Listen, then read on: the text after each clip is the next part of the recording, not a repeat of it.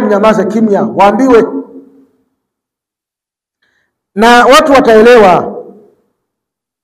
Mbona watu wamefahamishwa wanapokuwa ndani ya swala wasiongee?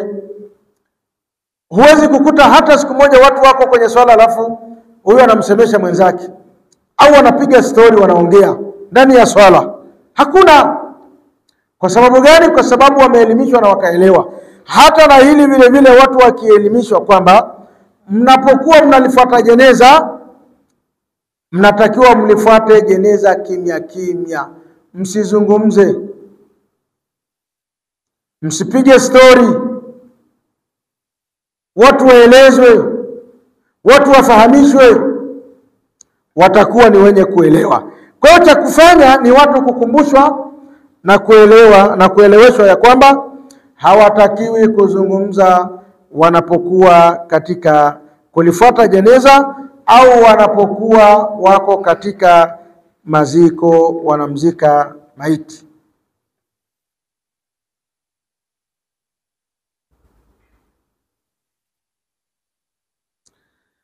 Mas'ala ya 47, mas'alatu fi hukmi raf'i sauti. Mas'ala haya yanahusiana na hukumu ya kunyanyua sauti bidhikri, kunyanyua sauti kwa kumtaja Allah, aljamai, tena dhikri yenyewe inaletwa kwa pamoja, inda tashyi'il janazati, wakati wa kulifuata jeneza. Ni nini hukumu yake? Almustami'u anauliza, huyu msikilizaji anasema, inda tashyi'il janazati ila almaqbara, wakati wa kulifuata jeneza kwenda kuzika makaburini. Anasema watu yuraddiduna al-adhkara, wanarudia dhikri, wanarudia kumtaja Allah subhanahu wa ta'ala, bisauti jamai, kwa sauti ya pamoja, mithlu la ilaha illa Allah Muhammadur Rasulullah. Wanakwenda wakisema maneno hayo, na haya tunayaona na watu wanafanya hivyo mara nyingi. Yani mnakwenda na jeneza, unashangaa mtu anaanzisha la ilaha illa Allah, la ilaha illa Allah Muhammadur Rasulullah. Watu wanaitikia la ilaha illa Allah, la ilaha illa Allah Muhammadur Rasulullah. Watu wanaitikia. Haya yanafanyika sana. Wa ghairu dhalika, na yawezekana wakataja labda dhikri nyingine. Wa indama yudkhilu almayitu fi alqabri, na wakati anapoingizwa maiti kabrini,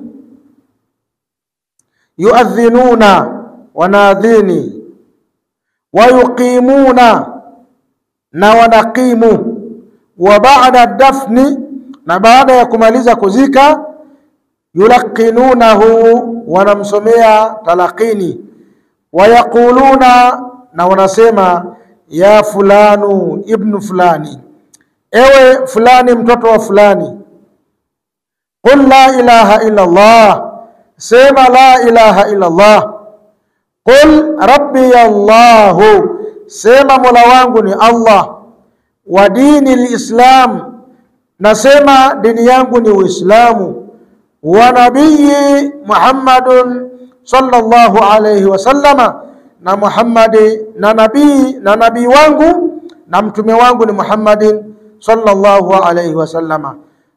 Muulizaji anauliza, anasema ma ra'ayukum fi mithli hadha al-amal, ni nini rai yenu, ni nini uoni wenu kuhusiana na matendo haya?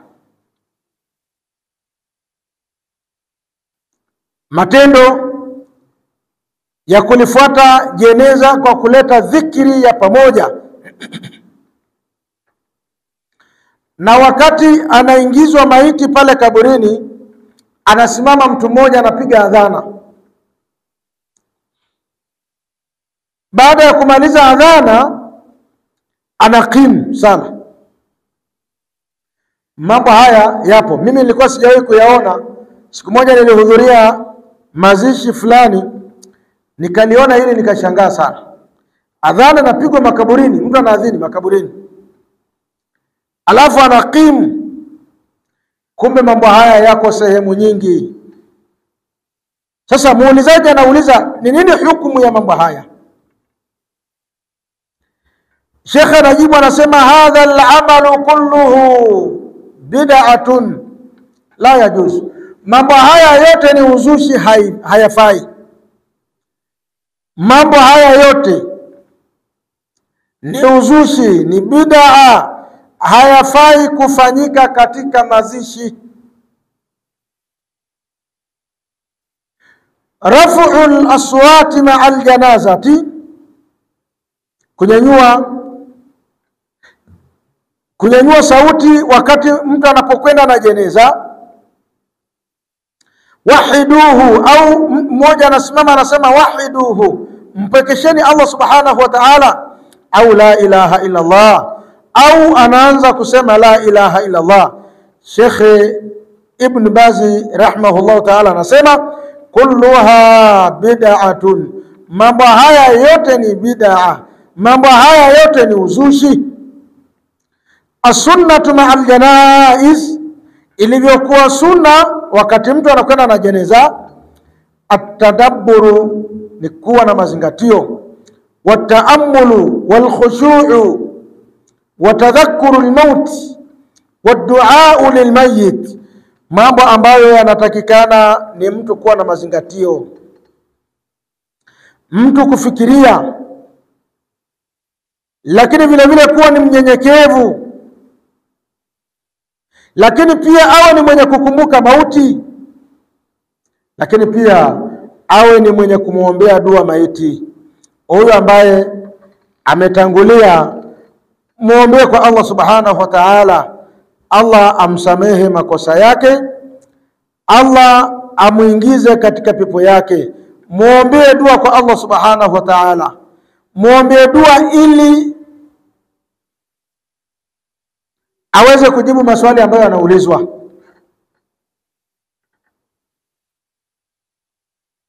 Miongoni mwa mambo ambayo yanamsaidia maiti ili aweze kujibu maswali ambayo anaulizwa ni pamoja na kumuombea kwa Allah subhanahu wa ta'ala, awe na ithibati, aweze kuyajibu maswali ambayo anaulizwa na wale malaika wawili. Sheikh anasema, amma raf'ul aswati bil adhkari, ama kunyanyua sauti kwa kuleta dhikri, au wahiduhu, au mmoja anasimama anasema mpekesheni Allah subhanahu wa ta'ala. Kullu hadha la asla lahu, haya yote hayana dalili. Wa hakadha al-adhanu fil qabri, na vile vile kuadhini makaburini, au al-iqama, au kukimu kaburini, fil qabri, kulluhu bid'atun, mambo haya yote ni uzushi, mambo haya yote ni bid'a. Wa hakadha talqin, na vile vile talqin. Maana ya talqin ni wewe kusema maneno alafu mtu mwingine akawa anakufuatishia nyuma. Ndio maana tunaambiwa kwamba mtu anapokuwa katika sakaratul mauti anatakiwa tumlaqinie la ilaha illa Allah. Yani wewe unasema la ilaha illa Allah ili na yeye aweze kukufuatishia wewe aseme la ilaha illa Allah. Hiyo ndo talqin. Talqini maana yake ni wewe kutamka maneno alafu mtu mwingine anakufuatishia nyuma. Huko ndio kunaitwa kumlaqinia.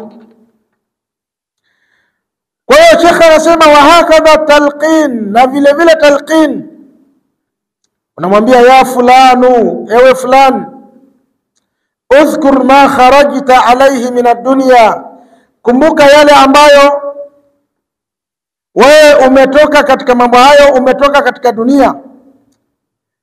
Au unapoulizwa swali hili jawabu lake ni hili.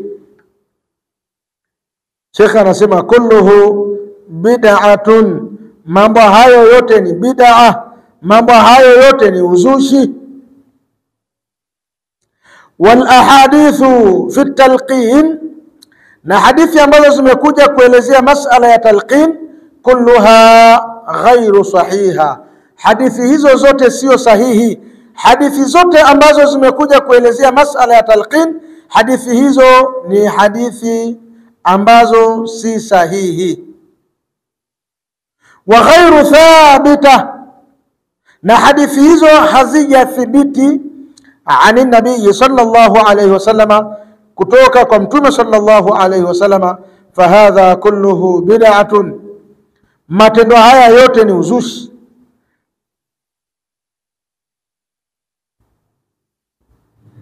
La yulqanu wala yanfa'uhu talqin, maiti halaqiniwi na hata akilaqiniwa vile vile talqini hiyo haimfai, talqini hiyo haimnufaishi maiti. Sheikh anasema wama yanfa'uhu illa amaluhu sabiqi qabla almauti, hakuna kitakachomfaa maiti isipokuwa matendo yake aliyoyafanya kabla hajafa. Matendo yake ndiyo yatakayomfaa. Amma ba'da almaut fala yanfa'uhu, ama baada ya kufa matendo hayo ambayo yanafanyiwa hayamnufaishi maiti. Wa hakadha al-adhanu fi qabrihi, na vile vile hata kuadhini katika kaburi lake, jambo hilo halimnufaishi maiti. Wal iqamatu fi qabrihi, na kukimu vile vile katika kaburi lake, jambo hili halimnufaishi maiti. Wal qira'atu kulluhu bid'atun la tajuzu, na visomo vyote ambavyo vinafanyika makaburini wakati wa kuzika, visomo hivyo ni bid'a, haifai. Watu wanatakiwa kuachana na mambo hayo.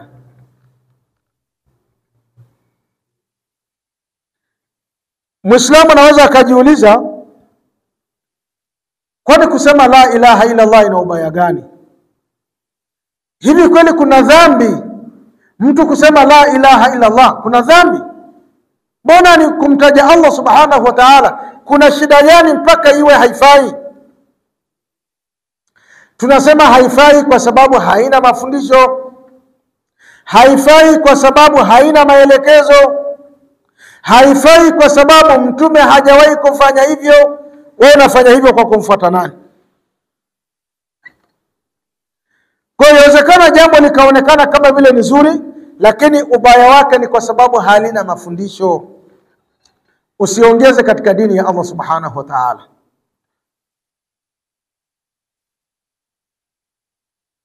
Leo mtu anapoamua kuongeza rakaa katika swala ya subuhi, badala ya kuswali rakaa 2 akaswali rakaa 4, na ukamkataza na kwambia na nikataza, kwani kuswali kuna ubaya gani? Nikizidisha kheri kuna ubaya gani?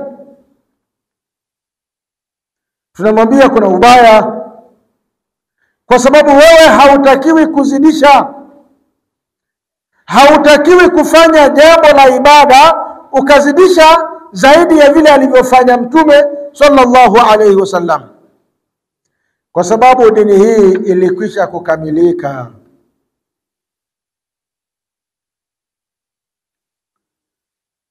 Imam Malik rahimahullahu ta'ala siku moja akiwa na wanafunzi wake anawafundisha, akawaambia man ibtadaa fil islami, yeyote atakayezua katika Uislamu, bid'atan yaraha hasanatan, bid'a ambayo yeye anaiona kwamba ni nzuri, kwani kuna ubaya gani? Jambo hili mbona ni jambo zuri. Faqad zaama anna Muhammadan sallallahu alayhi wasallam khana ar-risala, huyu atakuwa anadai na kumtuhumu Mtume sallallahu alayhi wasallama amefanya khiana katika ufikishaji. Kuna baadhi ya mambo kayafikisha na kuna baadhi ya mambo aliyaficha, hajawaeleza watu, jambo ambalo haiwezekani. Tuhuma hiyo ni tuhuma mbaya kwa Mtume sallallahu alaihi wasallam. Imam Malik akasema li anna Allah yaqul, kwa sababu Allah subhanahu wa ta'ala anasema al-yawma akmaltu lakum dinakum, leo hii nimekukamilisheni dini yenu. Wa atmamtu alaykum ni'mati, na nimewatimizieni neema zangu. Wa raditu lakumul islam dina, na nimekuridhieni Uislamu kuwa ndio dini yenu. Dini ambayo imeridhiwa na Allah subhanahu wa ta'ala ni dini ya Uislamu. Hakuna dini ambayo imeridhiwa na Allah subhanahu wa ta'ala zaidi ya Uislamu. Imam Malik akasema fama lam yakun yawma idhin dinan, jambo ambalo halikuwa ni dini wakati aya hii inateremka, la yakunu al-yawma dinan, haiwezekani hata leo hii pia jambo hilo likawa ni dini. Jambo ambalo halikuwepo wakati aya hii inateremka, ibada ambayo haikuwepo wakati aya hii inateremka, haiwezekani ibada hiyo ikawa ni ibada sahihi. Lakini leo ni mambo mangapi ambayo yamezuliwa? Kila ibada watu wameongeza, kila ibada watu wameweka mambo yao, na ndio maana unapoyakataza hayo mambo unajenga chuki kubwa na watu. Yaani watu wanakuona kama vile ni mpinzani wa dini, lakini wewe unasimama tu kwamba jambo hili haliko katika dini, hajalielekeza, hajalifundisha Mtume sallallahu alaihi wasallam. Kwa hiyo wanapokuuliza kwani lina ubaya gani, unawaambia ubaya wake ni kwa sababu halina mafunzo, halina maelekezo ya Mtume sallallahu alaihi wasallam. Kwa ndugu zangu katika imani, mambo ya talqin, mtu anapozikwa, mtu anakaa pale mbele, anaanza kumsomesha maiti, anaanza kumfunza maiti. Yaani tunaacha kuwafundisha watu wakiwa wako hai, tunasubiri atakapokufa ndio tunaanza kumpa maelekezo, tunaanza kumfundisha kwamba hivi sasa wanakujia malaika wawili, al-ana yaatika al-malakani al-karimani, hivi sasa wanakujia malaika wawili watukufu. Malaika hao wakikujia, usiwaogope, wasikutishe. Wakikuuliza nani Mola wako, sema Rabbi Allah, sema Mola wangu ni Allah. Wakikuuliza nabii wako ni nani, sema Nabii Muhammadin sallallahu alaihi wasallam.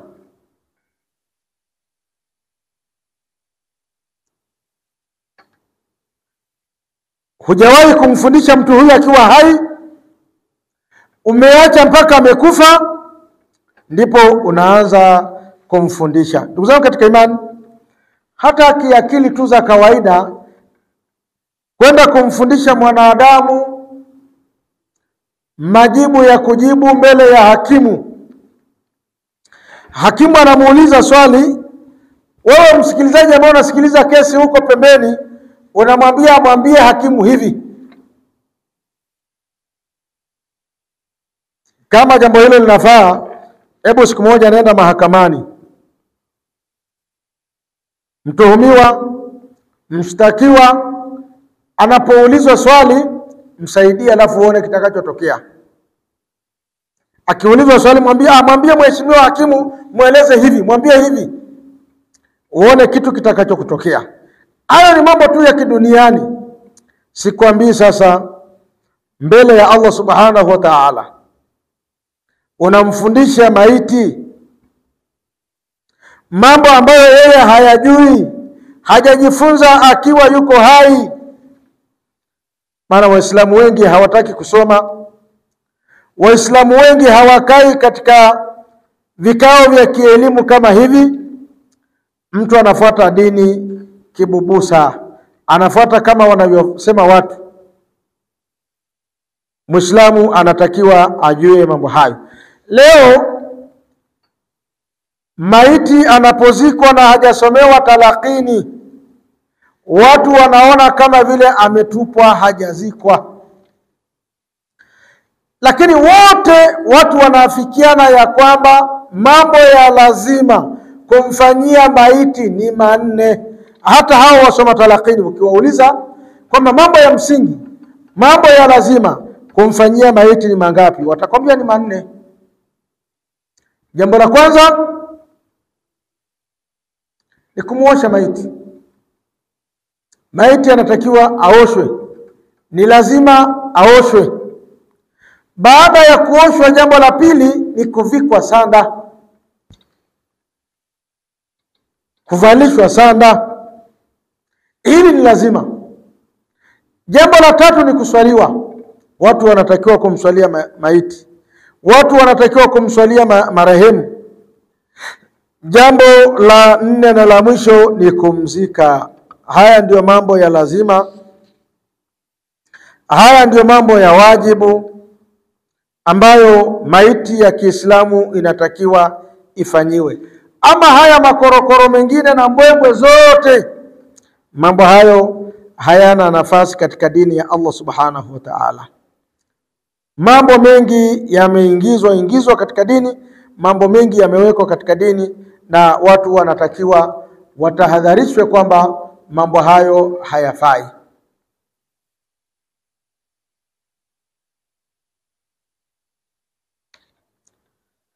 Masala ya 38, bayanu ma yanbaghi fi'luhu,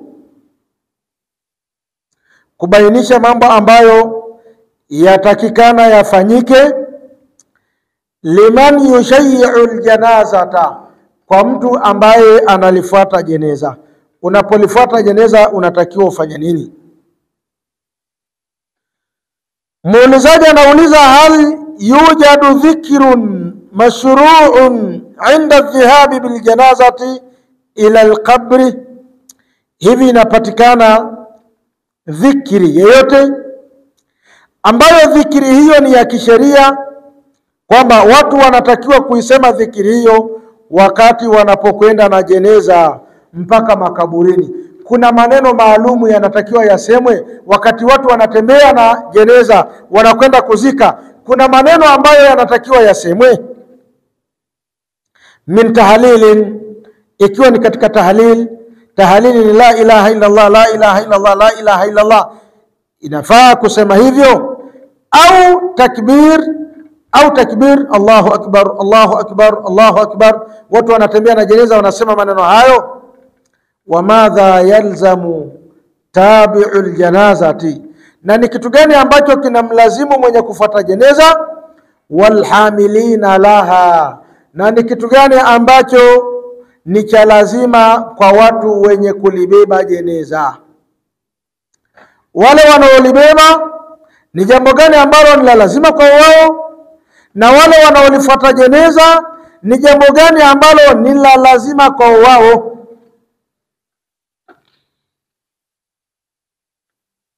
Jawabu, Sheikh anasema,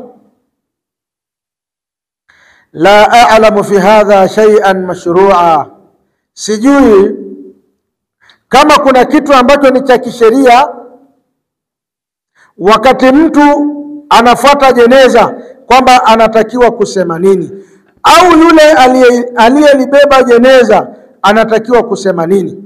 Sheikh anasema, mimi sifahamu, illa tafkiru, isipokuwa kitu kinachotakikana ni kufikiria, wanadharu fil maut, kufikiria kifo na kukiangalia kifo, kwamba ikiwa huyu ameondoka leo hii, iko siku na mimi nitaondoka na nitaelekea kwa Allah subhanahu wa ta'ala.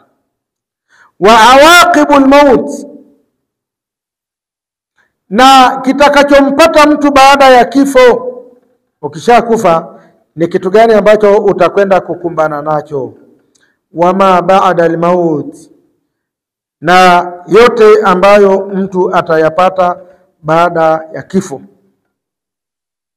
Yakunu tabi'u liljanaiz, anatakiwa awe mwenye kufuata jeneza. Yufakiru fi hadhihi al-umuri, anatakiwa kufikiria mambo haya. Kifikirie kifo. Baada ya kufa nitazikwa. Nikizikwa pale kaburini maisha yangu yatakuwaje? Mtume sallallahu alayhi wasallam anasema, alqabru imma rawdatun min riyadil janna, kaburi imma ni bustani miongoni mwa mabustani ya peponi, wa imma hufratun min hufari nari, na imma kaburi ni shimo miongoni mwa mashimo ya moto. Inategemeana na matendo yako. Kaburi lako uliliandaa vipi?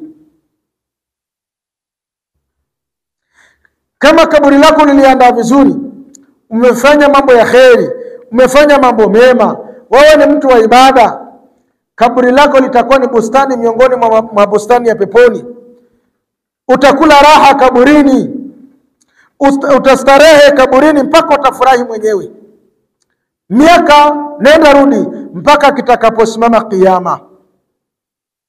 Lakini kama haukuwa ni mtu wa kheri, haukufanya ibada, haukumwabudu Allah subhanahu wa ta'ala, kaburi litakuwa ni shimo miongoni mwa mashimo ya motoni. Ina maana wewe utaishi katika moto hapo hapo kaburini mpaka watu watakapofufuliwa kuelekea kwa Allah subhanahu wa ta'ala.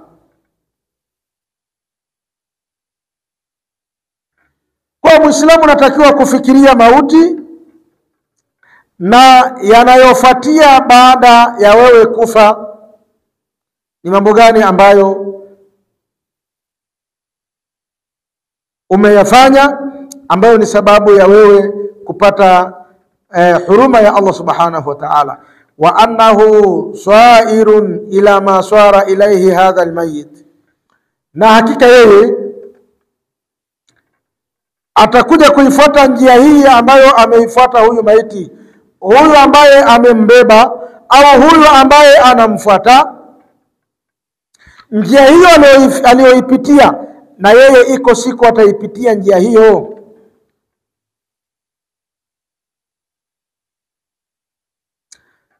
Kwa hiyo Muislamu anatakiwa afikiria hata yuidda al-idda, mpaka afanye maandalizi. Ama ma yafaluhu ba'dhu an-nasi, ama yale yanayofanywa na baadhi ya watu, min qawlihi, miongoni mwa kusema kwake, udhkurullaha, mtajeni Allah, au wahidullaha, mpwekesheni Allah. Fahadha la asla lahu, jambo hili halina asili, jambo hili halina dalili, watu wanatakiwa kuachana nalo. Kana min adati salafi, ilikuwa ni desturi ya masalafi, ilikuwa ni desturi ya maswahaba, inda ittiba'i aljanaizi, wakati wa kulifuata jeneza, aswamtu watafkir, tabia yao na ada yao na kawaida yao walikuwa wananyamaza na kufikiria.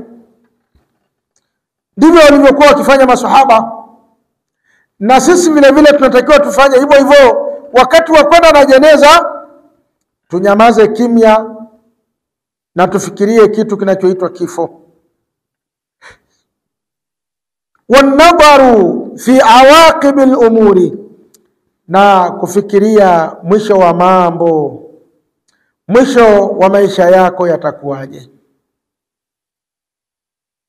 Wa fi hayati al-insani, na mtu anatakiwa afikirie maisha yake, namna anavyoishi. Anaishi katika mazingira ya kumridhisha Allah subhanahu wa ta'ala, au anaishi katika mazingira ya kumkosea Allah subhanahu wa ta'ala. Wa anna muntahahu huwa muntaha hadha ar-rajuli, na anatakiwa ajue mwisho wake ndio mwisho wa huyo mtu, alladhi huwa yatibauhu, ambaye yeye anamfuata. fahadha yujibu tafakkur, linamwajibisha sasa mtu awe ni mwenye kufikiria, awe ni mwenye kupata ibra, mazingatio kutokana na msiba ambao yeye yuko katika msiba huo. Wa amma al-kalamu, ama maneno, wa amma al-kalamu, ama maneno, fala yushra'u bihadha kalamun fima a'lam, asema hakuna sheria ya kuzungumza maneno yoyote kwa kile ninachokifahamu kwa elimu yangu. Hakuna maneno ya kuzungumza, hakuna dhikri ya kusema, hakuna kisomo cha kusoma wakati mtu anakwenda na jeneza. Walladhi yaf'aluhu ba'dhu an-nas, na mambo haya ambayo yanafanywa na baadhi ya watu, min qawlihim, miongoni mwa kusema kwao, wahiduhu udhkurullah, hadha kulluhu la asla lahu, mambo haya yote hayana dalili. Ndugu zangu katika imani, mambo mengi yamezuliwa katika dini ya Allah subhanahu wa ta'ala. Muislamu unatakiwa ujitahidi kuyafanya yale ambayo ameyafanya Mtume sallallahu alaihi wasallama, wameyafanya maswahaba zake. Ama kitu ambacho hakijafanywa na Mtume, hakijafanywa na sahaba, wewe Muislamu kaa mbali na jambo hilo. Mpaka hapo tutakuwa tumefikia mwisho wa darasa yetu kwa leo. Subhanakallahumma wa bihamdika, ashhadu an la ilaha illa anta, astaghfiruka wa atubu ilaika. Wa sallallahu ala nabiyyina Muhammadin wa ala alihi wa sahbihi wasallam, walhamdulillahi rabbil alamin.